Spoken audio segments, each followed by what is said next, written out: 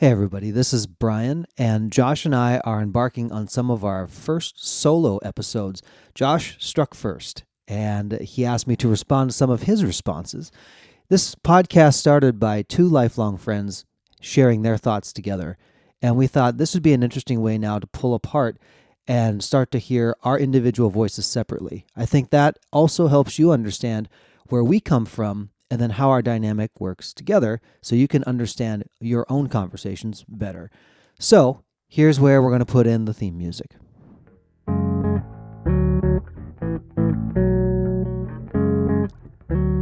So, everybody, this is Brian, and welcome to Curiosity Continuum.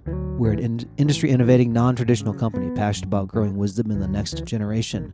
We're the central bridge between the analog and digital worlds by building collaborative communities that unleash the power of adaptive expertise and innovation needed to thrive in the 21st century. We combine and mix essential elements needed to empower people to succeed in new ways, not possible outside of a creative, thoughtful, diverse community of fellow curious people. Follow us on your favorite podcast app to receive notifications of new content. If you like what you hear and want to dive deeper, please visit us at curiositycontinuum.com. Thanks for tuning in, and let's start the conversation. And today it's me having a conversation with myself. So, Josh had some frequently asked questions that come to him. And he actually does get more questions than me, probably because I talk more and you already say, I already know that about Brian, and I don't want to know anymore at the moment. I want to know about this mysterious figure named Josh, who's on the other end of the microphone. Josh is wonderful. We're going to start back in 1987. So he moved into town, our town of Monticello, Minnesota. He is a lifelong bad speller. Now, all the bad spellers in the world go, I'm over here too. And I was one of those good spellers. So I'm always in the show notes and everything correcting the things that he writes. You don't want Josh being general editor for anything. Regardless, one of the first memories I have of Josh, besides thinking he was a little weird, and he has the same dance moves from that era of his life that he does today, same dance moves, he spelled my name wrong on the Valentine's Day box. So Brian with an I, right? So sometimes you get brain. You just juxtapose letters. That's kind of common. And I get Brian. He's the only one that put Bran. Braan. I still remember it to this day. I wish I would have kept it because it was the only one that actually spelled the entire name wrong. But I still love the man. We became friends. We kind of intersected more throughout elementary school. 6th grade, for us, which is the early 90s, was the time when we started to kind of become in close proximity with each other to find the different classes. So the way that the middle school was set up in our hometown was that there were 2 different pods or 2 different teams. And so I ended up in Josh's eventually. And we spent more time. And a lot of the time actually was after school. I think his bus was the late bus. And my mom always picked me up from school. And so we had a chance to kind of hang out after there. Just unfettered time and hang out and chill and talk. And so those seeds of friendship were planted then and they kind of got cultivated. And as Josh mentioned, there is the guys, which kind of solidified in 7th grade. And it was a sleepover. Josh was actually the first in the group of friends to say, hey, why doesn't these 4 dudes, him, me, Will, and Eric, why don't we all just have a sleepover? Now, this was in the summertime after school, and so he was first. And that kind of solidified, like, okay, this is really fun. And then I had one, and then Will had one, and then Eric had one. Or maybe Will was last, one of those. But that series of sleepovers from 7th grade into 8th grade really helped galvanize our friendship. And the one previous to that happened before summer, Josh had mentioned. But that really was a moment, I remember, where Josh and I really fell into a good friendship. And with Will and Eric, too, as we sat next to them in our first hour history class, which was Ms. Mann. You know, we were in the front row, and then Will and Eric were sitting at 2 desks, and Josh and I were sitting at 2 desks like that set. And that's how we got talking. So pretty fun. That's how some of this all began. As we've gone along, we've had different life stages. You know, I moved away from Minnesota back in 2000. And so there was a lot of our relationship that wasn't like live and in person, but we had obviously the establishment of that in our life for years. And it's continued to this day. And we had a lot of conversations along the way. I was in Josh's wedding just by being an usher. And the reason being is because I was like one of the friends that only moved away. So I was ushing people. So I was there when he talked about, him and Mel being married for 20 years. Now, I have a funny story to tell you about this. Now, Josh is a very empathetic guy, but he's not really known to cry a ton, especially at that era of his life. And it was hot in the church that day where he was getting married, and I'm in the back. And I think like there's this moment where there's like the music portion where they're lighting a unity candle or something. And I see Josh wipe his eyes. Now, I'm in the way back. And I think, man, Josh is like having a moment, and I'm getting misty. Come to find out, he was sweating in his eyeballs.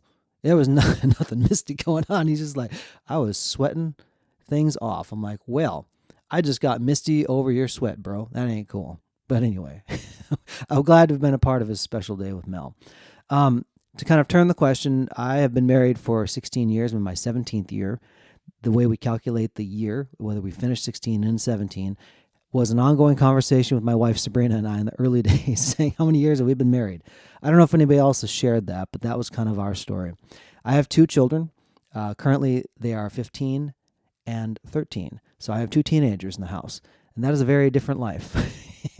Those of you who have raised children, who've passed through that gate or entering that gate, I love watching my children get older. I love watching their personalities emerge and seeing their talents come forth.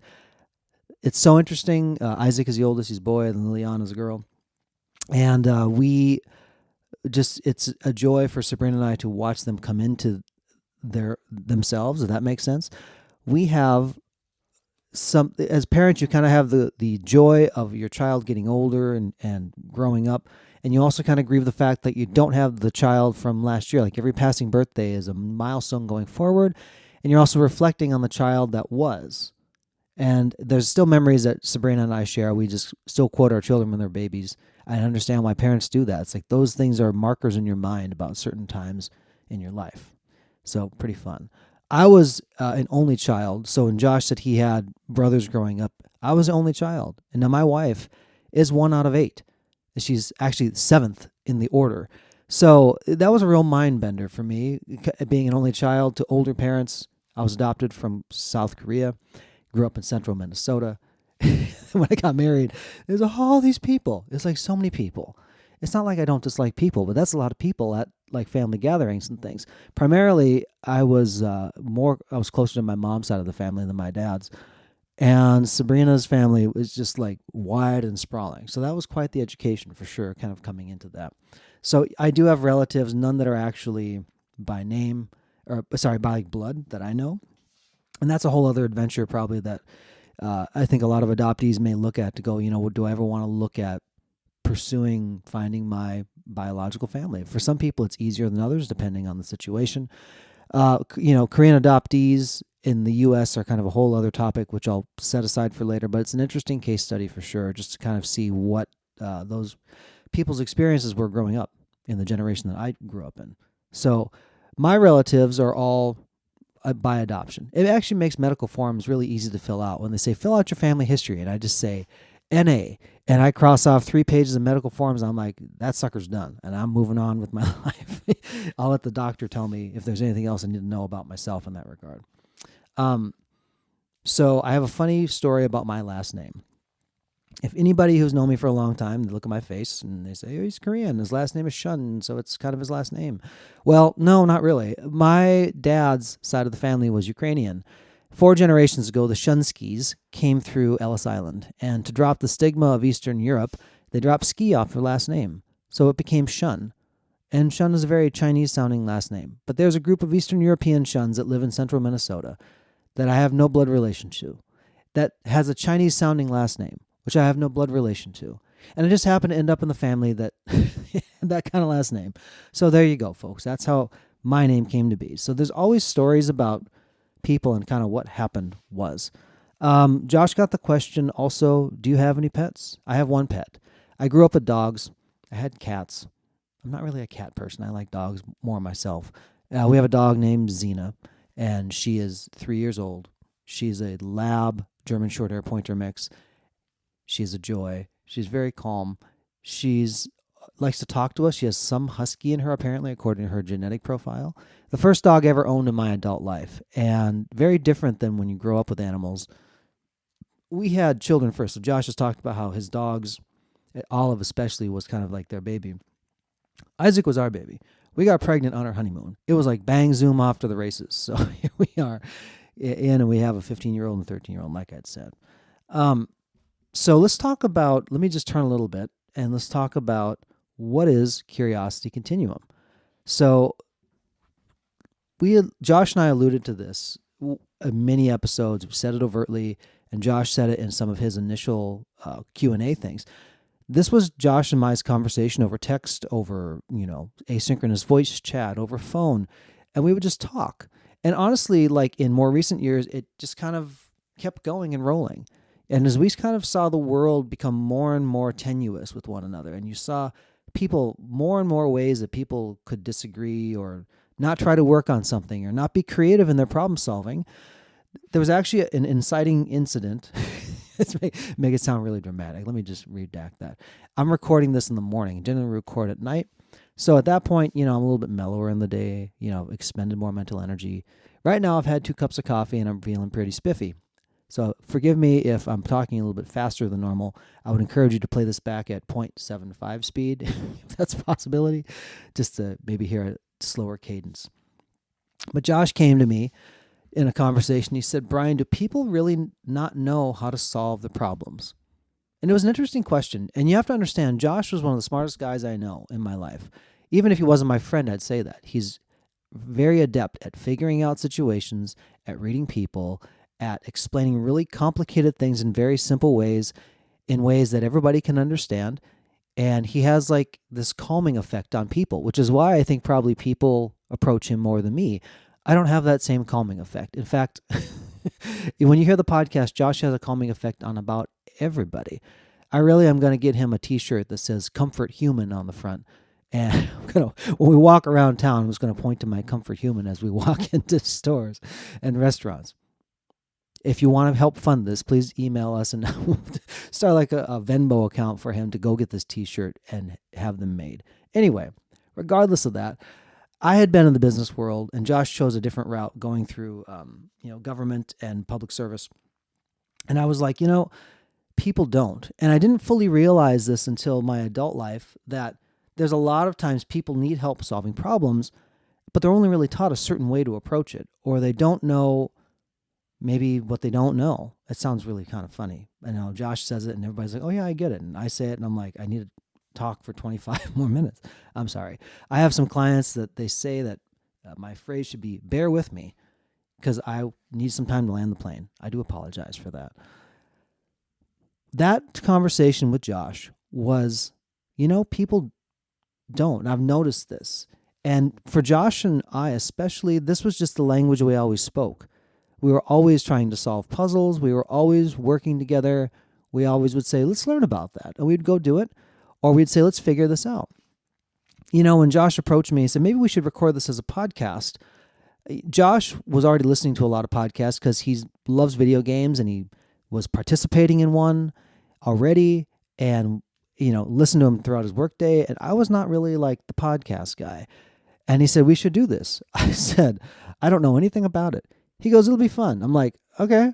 And usually I'm like a fun-loving kind of guy, but I'm like, I know absolutely nothing about this. And here's how we did it, honestly. Like some of the proof positive of what we do is you hear our early episodes, and we're not nearly as slick as we are now. And just because we've done it by repetition and been consistent over the course of now entering 4 years, that we're actually kind of pleasant to listen to, I think. And hopefully we don't say as many ums and ahs. And Josh's editing job has gotten way easier on that whole thing. We started in earnest. And I asked my friend Calvin, who's an audio engineer, I said, how would you even set this up? Like, I don't even know. Now, you got to understand, I'm a musician, right? Like, I've been a musician, but I haven't been my own producer. So I've shown up with my instrument and played for other people and been recorded by other people, but I was never like the guy pulling the switches. And I'm like, Josh, I don't know how to do all this, but I know people that can help us figure it out. And we did. And I said, well, where do we get a platform for podcasting? I don't know, but let me ask somebody who I think knows. I'm that guy that always asks a lot of questions. And as we did this, we're like, okay, let's figure this out. Now, Josh has always been techier than me, which is why, once he learned like the machinations of how to edit and doing it, he does it very well now. But I have a better musical ear than him to be able to say, here's some of the EQ and other things that we're trying to iron out in the beginning. So we started this, and our first episode, think we recorded 3 times. There's actually another episode early on we recorded 4 times. We were that terrible. We had to figure out an entire system of how to record this podcast. That's why actually one of the questions I get is like, how did you start? How did you know what to talk about? We didn't know. And part of the reason why we purposely didn't actively market the podcast in the first year was we needed to see if we were going to be consistent about it. I didn't want to be a fly-by-night thing that publishes 3 episodes and then you're done. You get all excited, you spend all this money and all this effort to get people there, and then you drop them. And Josh and my's heart is to really cultivate a community, to cultivate friendship where people talk, they can come in, they can go out. We want to equip you with tools where we're not telling you everything, but we want to tell you enough things so that you catch the concept and go apply it. And that's really like some of the things that we saw missing in the world, is that people were more just being told what to do versus thinking for themselves in that, or coming through their own adaptations and their expertise, not understanding the context of which they're being dropped into, or feeling like they're able to do it. There are a lot of things where I didn't know I was going to be good at it till I tried it. Or I didn't even know I'd like it till I tried it. And some things you just don't know until you do. For Josh and I, in this podcast, we enjoyed talking. And we're like, well, what if we captured the conversations? That's how it started. After we recorded for 1 year, we looked back and said, okay, what are the things that we talked about and where did people really find it interesting to listen to? That's why, as you've heard our podcast, it's changed from, here we are and we're people doing things. It's really grown into something where we want to instill the spirit of our friendship and have other people adopt that. Just very honestly, like Josh and I are very different, and there are many things that we share, and that's wonderful. That's a rich, dynamic friendship based in caring and loving for one another. That's a great place to be able to explore and be able to have conversations and share things that you maybe don't even fully understand yourself. Josh and I have even talked about our growing up as we've gotten older, and now you have perspective as an adult looking back at that time. And it's really, really good to have somebody who's known you for that long to process those things. This has been a lot for Josh and myself, some talk therapy, just as two friends are hearing it and you're hearing those conversations. What you don't see on the other side of what influences topics at any given time is maybe something that we went through, something that our family went through, something that a loved one experienced. And we're trying to work through that. And in those conversations, it's two people coming to the table trying to just be friends to one another and talk. That's our heart. And anything that we're doing, building on top of that, you see that at the core. Like, what do Josh and Brian really want to do? We want to encourage people to have the conversation within a community that helps them collaborate on different things and just to be friends. If you really look at the core of that, and friendship looks different in different seasons and things, that's important. That's something that we see missing. And that was something that was concerning us, where there wasn't the depth of relationship there. So out of the outworking of that is where we have our next parts of our adventure, when we're going to start looking at how do we build these communities around different topics? How do we mobilize people who maybe didn't feel like they had the loudest voice in the room to be able to equally contribute and lead in a way where there's many different kinds of leaders in the world. If you looked at Josh and you didn't know him any other way, you'd say, well, that guy's not a leader. It's like he's trained hundreds, if not thousands of people in his career. He's set up, he had more experience in computers than most people did coming out of college and being in the work world for 6 years, but before he graduated high school. But he doesn't look like that necessarily. And we've even been on phone calls and different meetings where people assume our roles are a certain way just by the way that we look, by the way that we talk, by the way that we conduct ourselves, by the way that we maybe take turns. But see, our goal is that not only would you be able to hear our hearts and just hopefully enjoy the conversation, but that you also say, you know what, I caught that. I'm going to go see and be curious myself and apply it here, there, everywhere. When Josh said that there is more coming, there is, and we are working through some of the machinations of it. We'll share more with that as we go along. But I want to leave you with this closing thought. Josh and I now have the ability to kind of share in context all the things that have happened in our friendship, and you've kind of caught the pieces of it. Some of those things are thematic. Some of those are maybe one-off topics, things that are interesting to us. I think the last thing I want to talk about is we've floated through different topics and things, and probably one of the next questions we should ask is, how do you come up with content? That's something Josh and I get both of us actually get the questions of how do you come up with a content list for next time. But in this closing thought, I just want to tell you that, there are those weird little spots in yourself to go, I don't even know if anybody's interested in that or why that's valuable. And I'm here to tell you that those things are what uniquely make you. And they're also the things that the world needs in order to be creative and innovate and do fun things and be friends with one another. Sometimes those little things you go, oh man, I like that too. And all of a sudden you have something to talk about with somebody that you never knew you would even be able to relate to in the first place. This is Brian for Curiosity Continuum. I'm going to put a comma here. Please tune in for the next episode and for the next, not only in our series of conversations together, but in some of our solo episodes, so you kind of get different facets of who the people are at the table. Thanks so much for listening.